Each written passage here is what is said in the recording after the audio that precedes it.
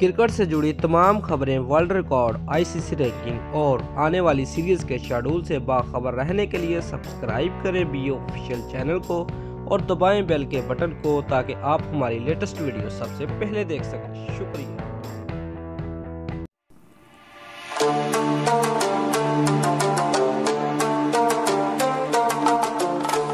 Viewers, 5 एकरोजा मैचों की series के तीसरे मैच में पाकिस्तान ने जनूबी अफ्रीका को जीत के लिए 318 रन का हदफ दिया।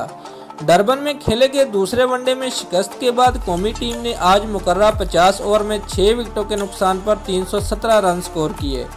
व्यूअर्स, कौमी कप्तान सरफराज अहमद ने टॉस जीतकर पहले बैटिंग का फैसला किया तो इमामुल हक और फखर जमान ने इनिंग का आगाज किया। फखर जमान एक मरतबा फिर उम्मीदों पर पूरा उतरने में नाकाम रहे और जनूबी अफ्रीका की जानब से अपने वनडे करियर का पहला मैच खेलने वाले बैरन हेंड्रिक्स की गेंद पर गलत शॉट खेलते हुए 2 रन बनाकर कैच आउट हुए। फखर जमान के आउट होने के बाद बाबर आजम विकेट पर आए और दोनों बल्लेबाजों ने मोहतात अंदाज से खेलते हुए टीम का स्कोर आगे बढ़ाया और दोनों बल्लेबाजों के दरमियान 132 रन की शराकत कायम हुई। बाबर आजम 136 के मजमूई स्कोर पर 69 रन की इनिंग खेलने के बाद डेल स्टेन की गेंद पर एलपीडब्ल्यू आउट हुए। व्यूअर्स, हफीज और इमामुल हक ने चौथी विकेट के लिए 84 रन जोड़े और उस दौरान हफीज ने अपने वनडे कैरियर की 36वीं निसफ सेंचुरी भी मुकम्मल की, जिसके बाद वो रबाडा की गेंद पर 52 रन बनाकर आउट हुए।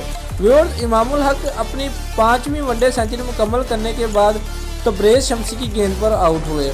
तीसरे एक रोज़ा मैच के लिए कौमी टीम में 2 तब्दीलियां करते हुए फ़हीम अशरफ और हुसैन तलत की जगह मोहम्मद आमर और इमाद वसीम को शामिल किया गया है।